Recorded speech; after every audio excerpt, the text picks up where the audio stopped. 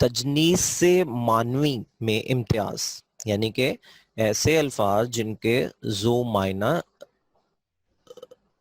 ہوتے ہیں اور وہ مختلف انداز میں جملوں میں مختلف معنی دیتے ہیں.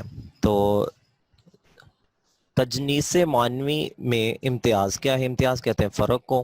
کہتے ہیں کہ جب کسی جملے میں دو یا دو سے زیادہ الفاظ اس طرح کے استعمال ہوں کہ لکھنے میں ان کی شکل اور پڑھنے میں ان کی آواز ایک جیسی ہو مگر ان کے معنی ایک دوسرے سے مختلف ہوں، تو اس کو تجنیس معنوی کہا جاتا ہے.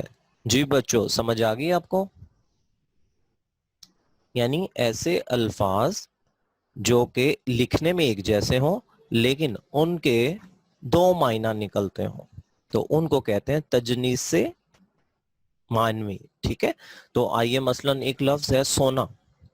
ہاں جی، تو ذرا پہلی مثال پہ غور کریں. زیادہ سونا نقصان دہ ہوتا ہے.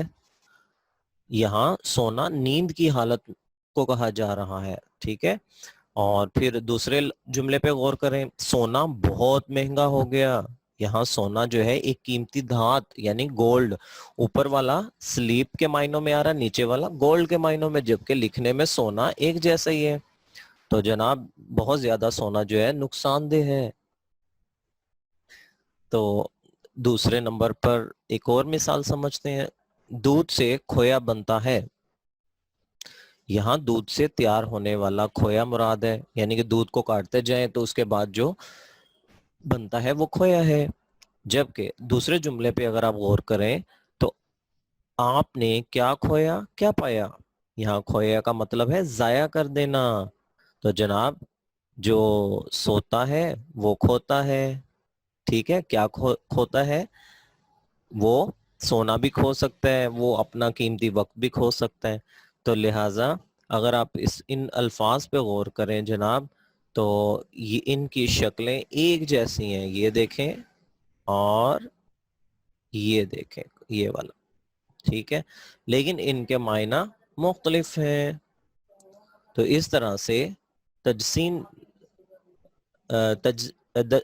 تجسین معنوی جو ہے ان کے درمیان میں فرق بھی واضح ہو گیا اور ہمیں پتہ چل گیا کہ یہ کون سے الفاظ ہوتے ہیں.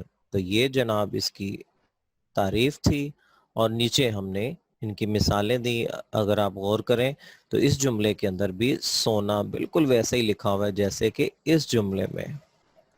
تو اس طرح سے جناب آپ کو آج جو لیکچر میں ہم نے پڑھا وہ تجسین معنوی اور فعل معروف اور مجہول کے بارے میں پڑھا. امید ہے کہ آپ کو یہ ساتھ ساتھ یاد بھی ہو چکے ہوں گے. تو یہاں تک آج کا ہمارا لیکچر تھا. انشاءاللہ اب آپ سے کل ملاقات ہوگی. تب تک کے لیے اللہ حافظ.